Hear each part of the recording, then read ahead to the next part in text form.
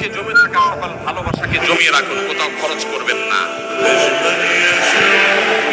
রাস্তাঘাটে, পার্কে, ক্লাসরুমে, অজায়গায় কুজায়গায় ভালোবাসা সব খরচ করে বিয়ের পরে যখন ভালোবাসা বিনিময় করার দরকার হবে তখন দেখবেন পুঁজিতে টান পড়েছে, তখন দেখবেন পুঁজি আর পাওয়া যাচ্ছে না। ঠিক ঠিক না বলে হারাম রিলেশনকে না বলতে শিখুন। সৎসাহস আছে তো ইনশাআল্লাহ? কোন কোন যুবক হারাম রিলেশন থেকে বেরিয়ে আসার প্রতিজ্ঞা করবেন? হাত তুলে দেখানোর সৎসাহস আছে? তার মানে সবারই হারাম রিলেশন আছে অলমোস্ট।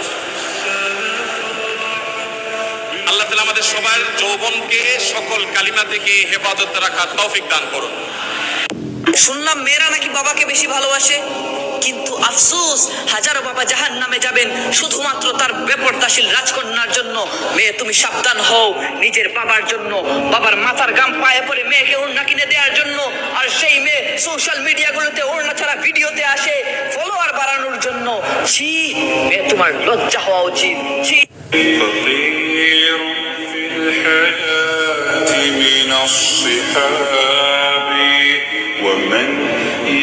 যখন দেখবেন জীবনে আপনি হোঁচট খেয়েছেন, আপনি কোনো বিপদে পড়েছেন, কেউ নেই আপনাকে সাহায্য করার, সেজদায় পড়ে কান্নাকাটি করছেন, এরান দেন দেখছেন আপনার সামনে সেই বস্তুটা হাজির, আপনি বুঝতে পারবেন আল্লাহ আছেন, আল্লাহ সত্যি আছেন।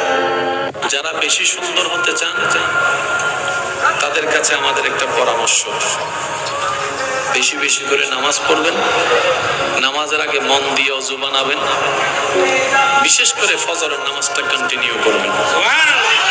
আল্লাহ আপনার চেহারায় এমন সৌন্দর্য দান করবে যেটা পৃথিবীর মেকআপে সেই সৌন্দর্য আসবে না।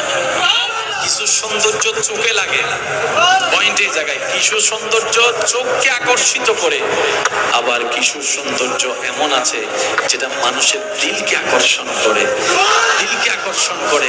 পৃথিবীর সৌন্দর্যে হয়তো আপনি মানুষের চোখে জায়গা নিতে পারবেন, দিলে সহজে জায়গাটা আসবে না।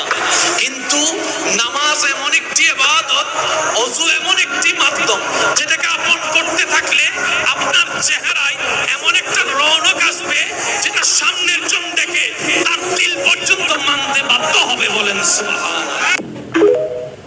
এই হাদিসটা এখনো বুঝতে পারি না, আমি অনেস্টলি বলছি, আসলেই বুঝি যে নারীদেরকে সৃষ্টি করা হয়েছে, স্ত্রীদেরকে সৃষ্টি করা হয়েছে পাকা হাড় থেকে।